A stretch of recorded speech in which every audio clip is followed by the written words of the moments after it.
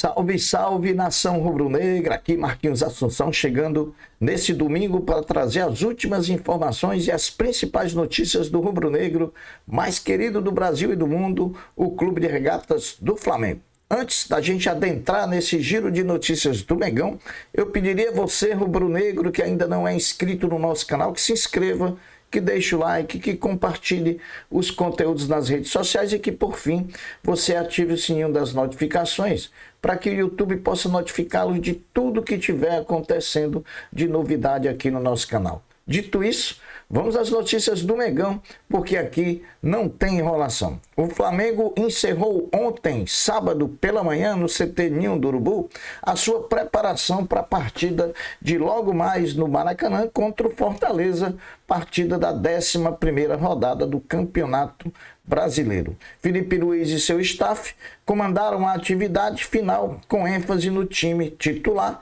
e também na lista dos relacionados, que deve ter a presença tanto de Eric Pulgar quanto de Matias Vinha, depois de muito tempo ausentes, seja por lesão no caso de Eric Pulgar, seja por recuperação pós-cirurgia no ligamento cruzado anterior do lateral esquerdo uruguaio Matias Vinha. Outro que era dúvida, mas que vai para o jogo diante do Fortaleza, é o meio-campista Gerson, que, apesar de não ter participado da primeira atividade na sexta-feira, ontem treinou normalmente e garantiu presença na partida de logo mais contra o Fortaleza. Dito isso, o Flamengo deve mandar a campo hoje contra o Fortaleza o seguinte time: Rossi, Wesley, Léo Ortiz, Léo Pereira e Alexandro, Everton Araújo ou Alan, Gerson e Arrascaeta, Luiz Araújo, BH ou Pedro e Michael ou Cebolinha. Esse é o provável Flamengo para enfrentar logo mais o Fortaleza no Maracanã. O lateral direito uruguaio Guilherme Varela encaminha a renovação do seu contrato com o Flamengo por mais 2 anos. Essa semana que vem, que vamos começar hoje, o procurador do jogador é esperado no Rio de Janeiro para ultimar os últimos acertos e assim se dar a renovação contratual, uma boa, né? Não podemos abrir mão do Varela, que se tornou um coringa, joga de lateral direito, joga de lateral esquerdo, joga de volante, então um 3 em 1 desse a gente não pode deixar de renovar. A partida de logo mais no Maracanã contra o Fortaleza pode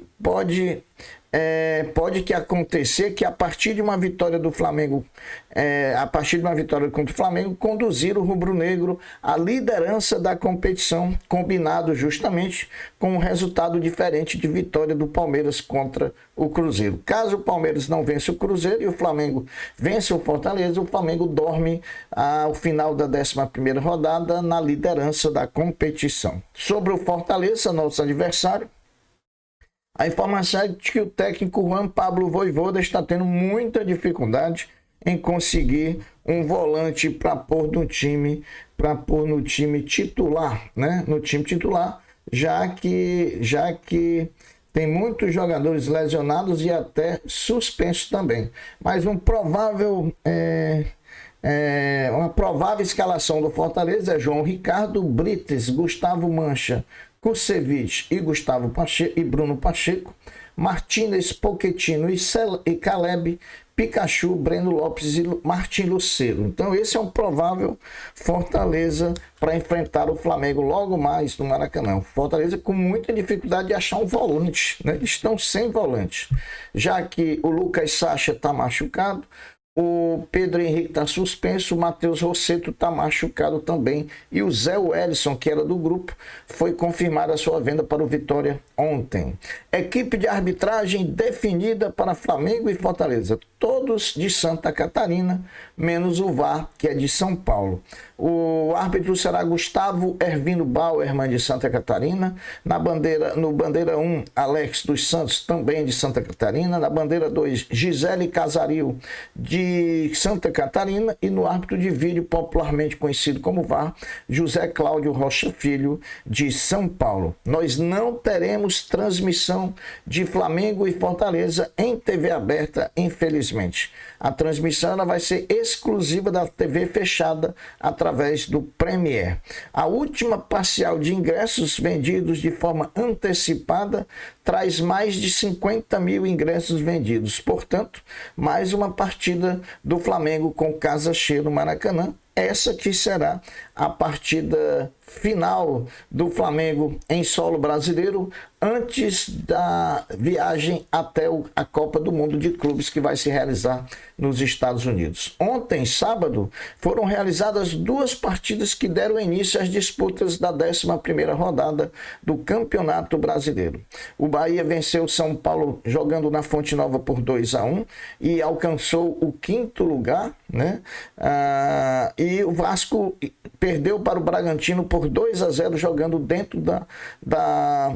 dentro de São Januário. O Bragantino, com esse resultado, assume a liderança momentânea do campeonato e o Vasco, ainda com vários jogos da rodada a se realizar, fica a 1 ponto da zona do rebaixamento. Bom, daqui a pouco, meus amigos, às 11 horas da manhã, o basquete do Flamengo entra em quadra em Franca, interior de São Paulo, partida para jogar a partida número 4 da série melhor de 5, em disputa de uma vaga na final do NBB 24-25, contra o Franca, né?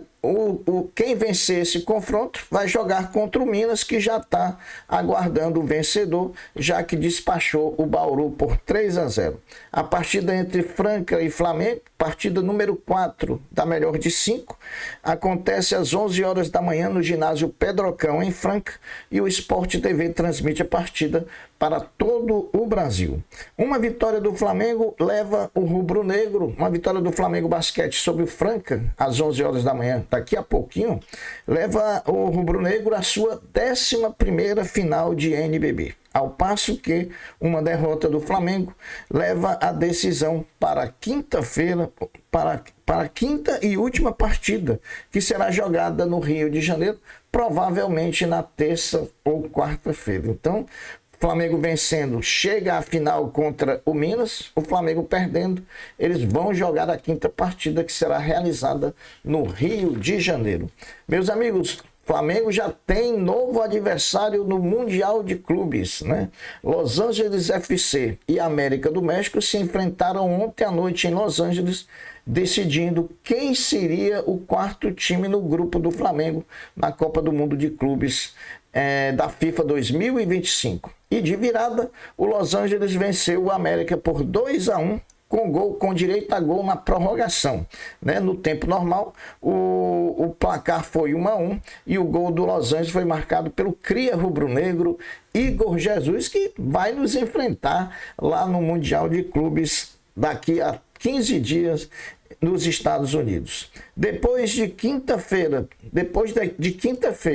na quinta-feira comunicar ao Flamengo que exerceria a opção de compra de Carlos Alcaraz, ontem, sábado, o Everton da Inglaterra anunciou oficialmente a contratação do argentino, que a partir de agora é oficialmente um ex-jogador rubro-negro. A gente deseja aqui boa sorte ao Carlos Alcaraz nesse novo time definitivo dele, que é o Everton da Inglaterra. O Flamengo, que pretendia não liberar os jogadores João Vitor e Matheus Gonçalves para a seleção sub-20 na data FIFA de junho, está tendendo a mudar de ideia e os 2 jogadores devem ser liberados para os 3 amistosos que a seleção sub-20 fará no mundo árabe nessa data FIFA de junho. O Flamengo aplicou uma goleada de nada mais, nada menos do que 20-0 sobre o Budomi da Itália. A grande vitória aconteceu ontem, sábado, dia 31, na Itália, pela disputa do torneio internacional Manlio Celis, de sub-14. Marcaram ao destaque do Flamengo foi o jogador Jean Carlos, que marcou 6 dos 20 gols que o Flamengo marcou. Brincadeira esse placar, né?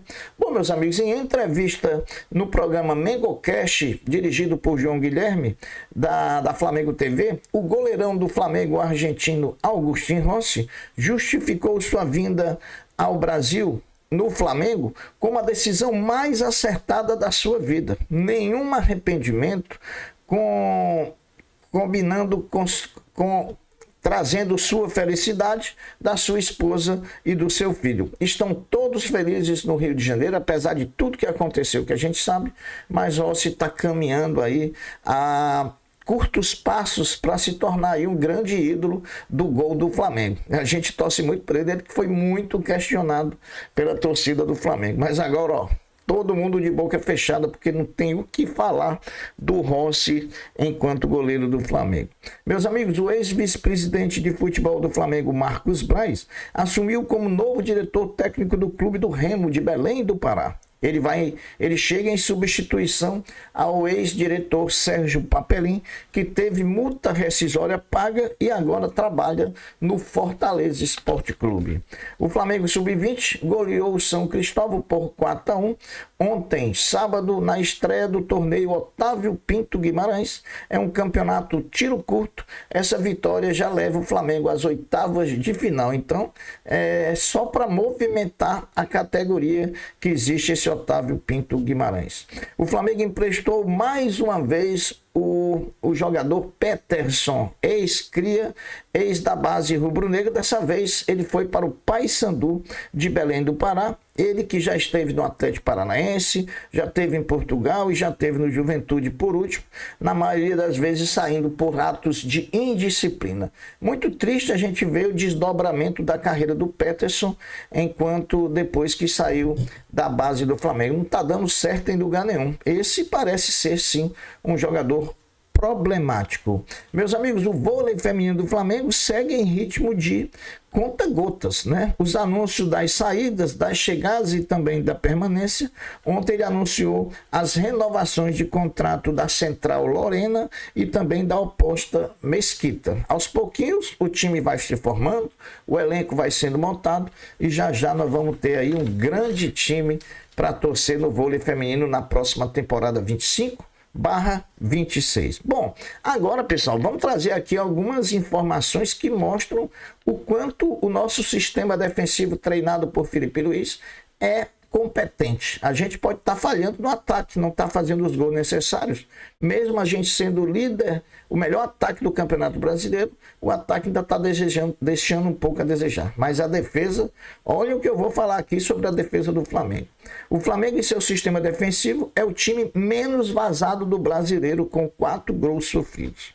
O Flamengo, com toda a sua irregularidade no desempenho, principalmente na Libertadores da América, o Flamengo tem na fase de grupos a defesa menos vazada da Libertadores, com 3 gols sofridos. Sabiam dessa? Que na Libertadores ninguém sofreu menos gols do que o Flamengo. 3. A campanha, o desempenho é ruim, mas o sistema defensivo, o desempenho é perfeito. O Flamengo é a melhor defesa da Libertadores da América em sua fase de grupo, com 3 gols tomados só. No Campeonato Brasileiro, em 10 jogos disputados, o Flamengo hoje contra o Fortaleza joga o 11º jogo do campeonato.